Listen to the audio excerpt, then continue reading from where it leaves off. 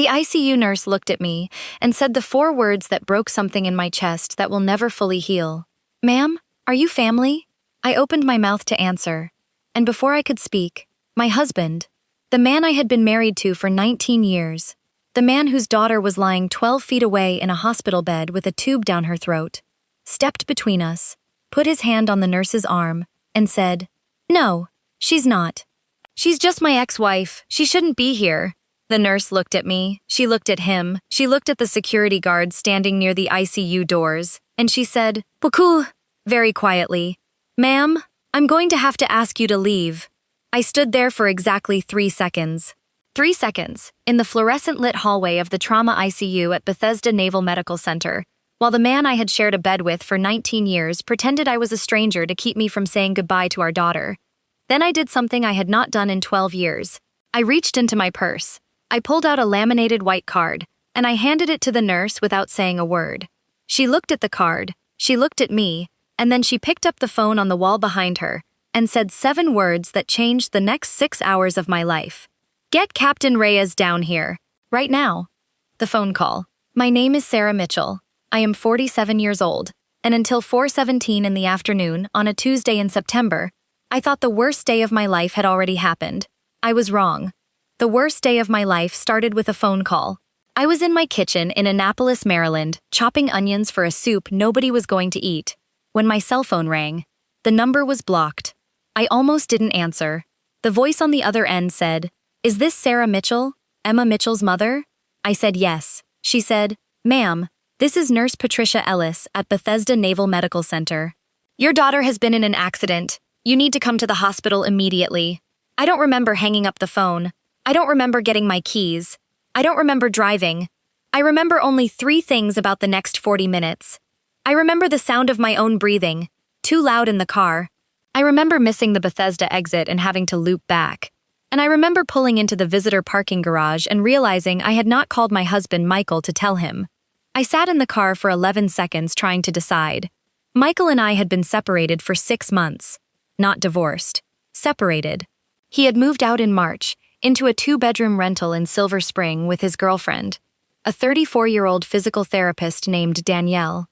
Emma, our 17-year-old daughter, our only child, the reason I had put my entire career on hold in 2008, had stayed with me. She had chosen to stay with me. She had refused to see her father since the separation, but he was still her father. I called him, he picked up on the 4th ring. I could hear laughter in the background, a woman's voice, dishes clinking. He said, "Sarah, what is it?" "I'm at dinner." I told him, "Bethesda, Emma, accident, come now." He was quiet for 4 seconds. Then he said, "I'm on my way," and he hung up. I want to say something here, before we get to the ICU, because if you're going to understand why what happened next mattered, why it destroyed me in a way that nothing in 19 years of marriage ever had, you need to understand who Emma was. Emma was born in October of 2007. She was born 6 weeks early, in an army hospital in Germany, while I was still on active duty and Michael was flying back from a business trip in Chicago. I held her alone in a level 3 neonatal ICU for the first 48 hours of her life. Michael arrived on day 3. He held her for 6 minutes and then went to sleep on the couch in my hospital room. I told myself that was just exhaustion. When Emma was 18 months old, I made the hardest decision of my adult life. I resigned my commission. I had been a lieutenant commander in the Navy Medical Corps, a trauma surgeon, trained at Bethesda, deployed twice to Afghanistan, one of the few female combat surgeons in my specialty. Michael's career as a corporate consultant was taking off. His travel schedule was becoming impossible, and I was the mother, so I quit. I did not fully quit. I moved into the Navy Reserve. I kept my credentials current. I taught trauma surgery workshops 1 weekend a month at Walter Reed. I stayed sharp because my father, a Marine Corps colonel who died when I was 23, had told me once, "Sarah, never give up a skill you bled to learn. You don't know when you'll need it, and you don't know who will need you to have it." Michael thought I was doing hobby work. Michael thought I was playing doctor on weekends because I missed the uniform. Michael had never actually asked me what I did at Walter Reed. I let him not know. For 15 years, I let Michael believe that I was a stay-at-home mom with a nostalgia hobby. I raised our daughter, I made his dinners, I hosted his clients. I attended his parents' Christmas parties in Connecticut where his mother, a woman named Vivian Mitchell, introduced me as Michael's little wife who used to be a nurse. I never corrected her. Not once. Not in 15 years. Because my father was right. A skill you bled to learn is worth keeping quiet. And a marriage, where you have to prove your worth, is not a marriage worth proving anything in. I ran through the visitor lot at Bethesda at 4:09 p.m. I found the trauma ICU on the 4th floor. I gave Emma's name at the desk. A nurse walked me down a long hallway with beige walls and buzzing fluorescent lights, and she stopped in front of a door marked ICU 7. She said, "Your husband is already inside." I stopped. I said, "That was fast." She looked at her chart. "He got here 20 minutes ago, ma'am." 20 minutes. I had left the house 40 minutes ago. He had been at dinner when I called. Silver Spring was 35 minutes from Bethesda in Tuesday afternoon traffic. He could not have been at dinner when I called him. He had been at the hospital already.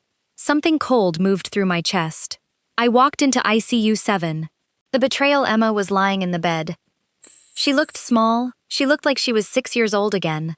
She had a breathing tube. She had an IV in each arm.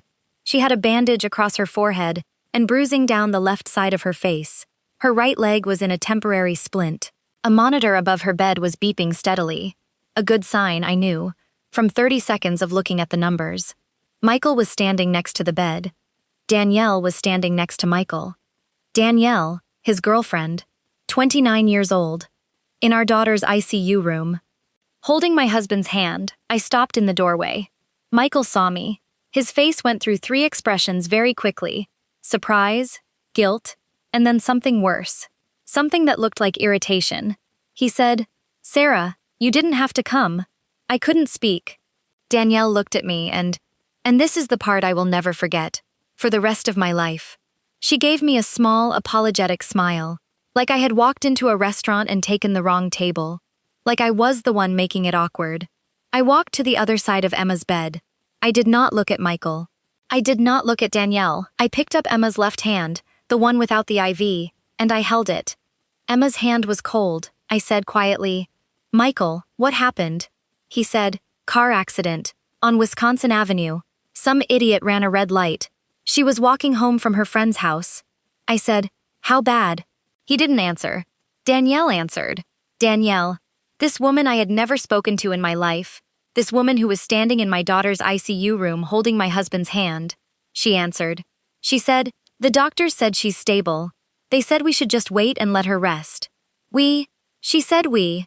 I turned my head very slowly, and I looked at her, and I said, in the calmest voice I could find, "Danielle, I'd like you to leave this room." Danielle looked at Michael. Michael said, "Sarah, don't do this." Danielle has been very supportive.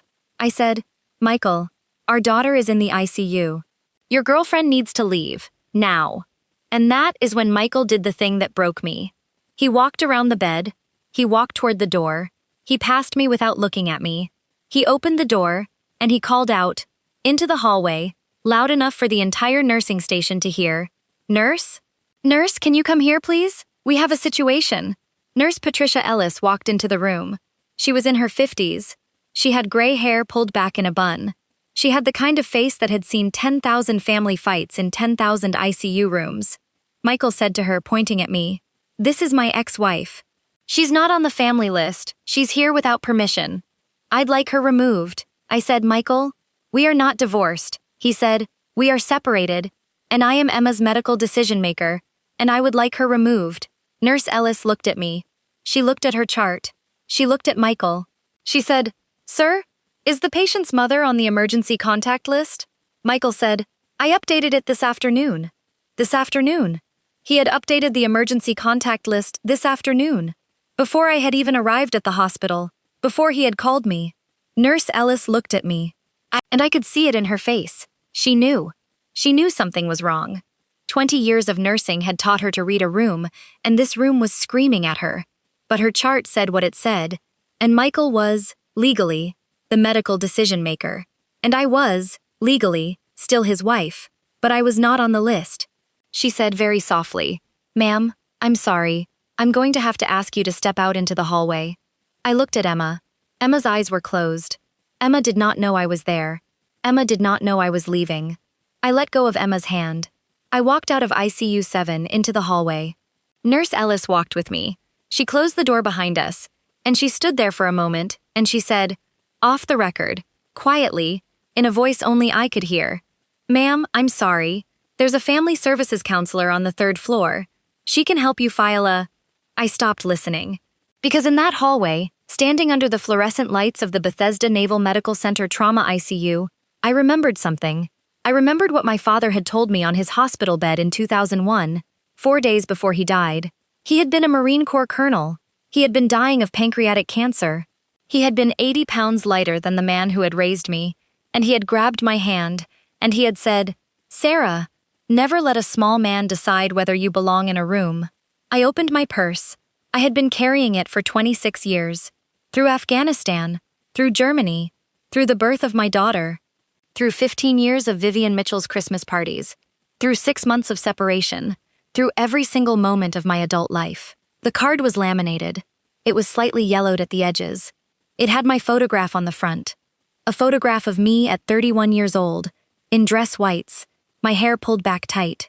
Below the photograph, in small blue letters, it said, LCDR Sarah Mitchell, MC, Usener Bethesda Naval Medical Center Trauma Surgery/Staff Privileges Active, renewed April 2024. I handed the card to Nurse Ellis. She looked at the card. She looked at me.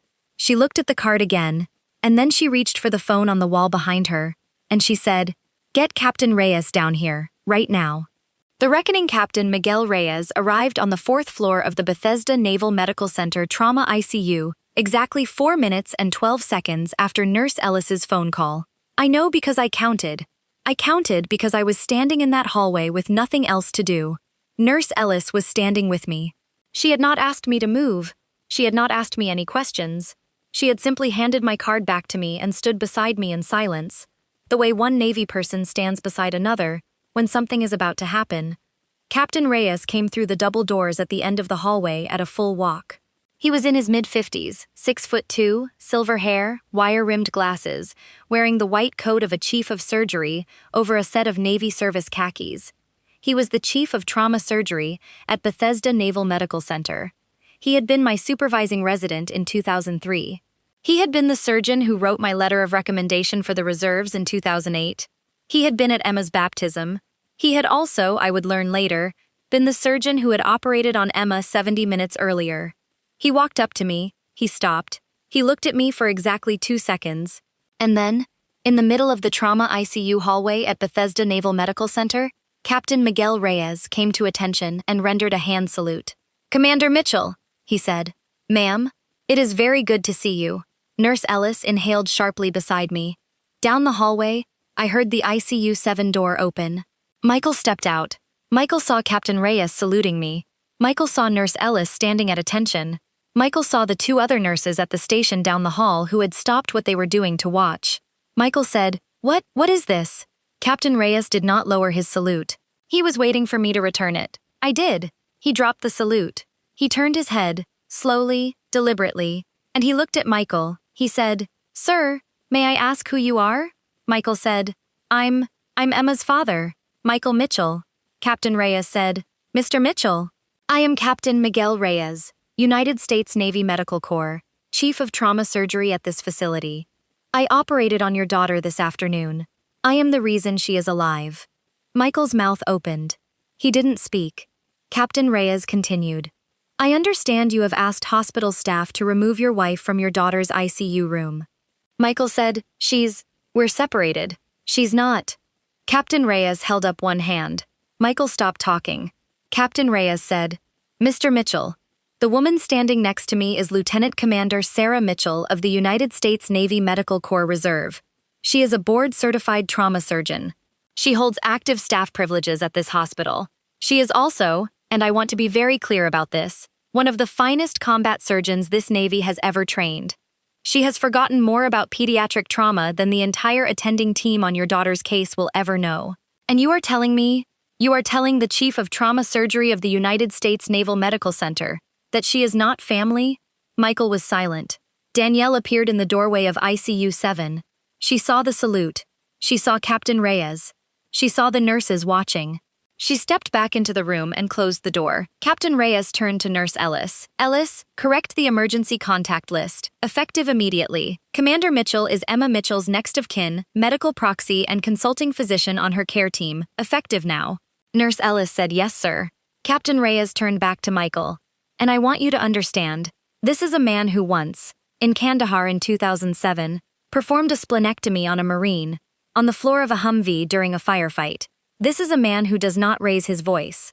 This is a man who does not lose his temper. He did not raise his voice now. He said, very quietly, Mr. Mitchell, your daughter has a grade 2 liver laceration, a tibial fracture, and a mild traumatic brain injury. She is stable. She will make a full recovery, but she is going to have a very long night. And the person standing in her ICU room needs to be the person she wakes up wanting to see. Do you understand me? Michael said. Yes, Captain Reyes said.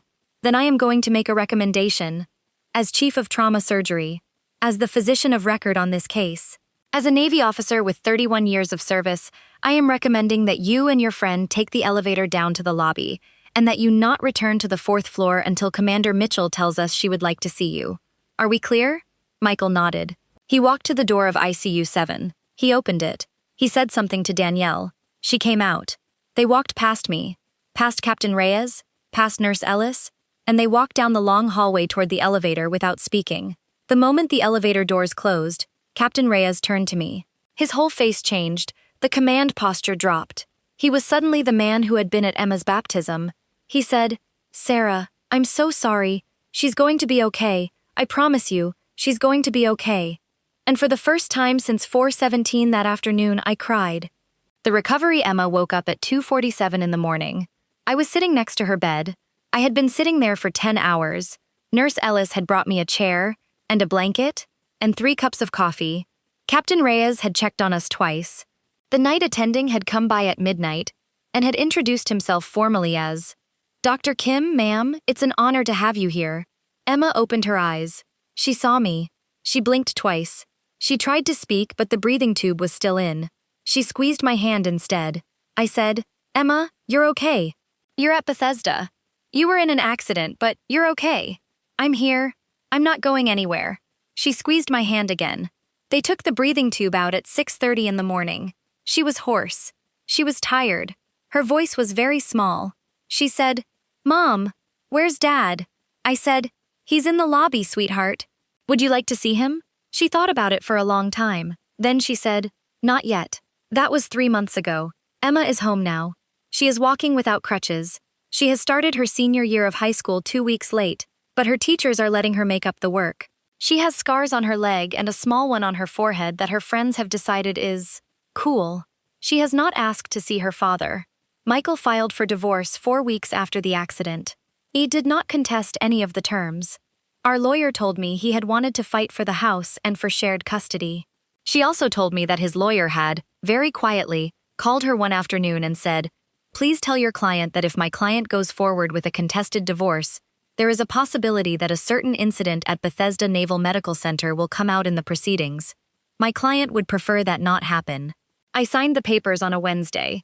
Danielle is no longer in Michael's life. I don't know why. I did not ask.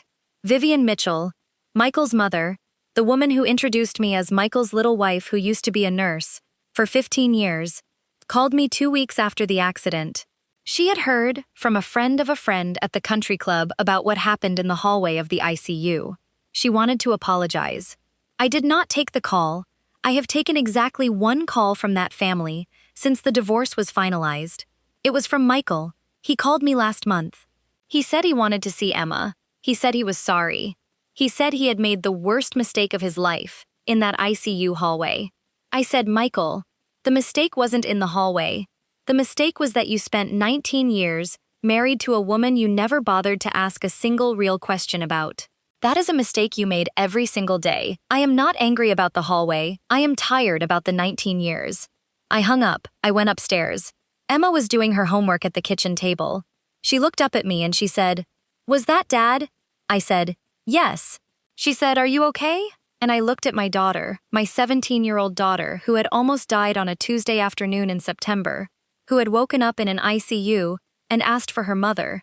And I said the truest thing I have said in a very long time. I said, Emma, I have been okay for a long time.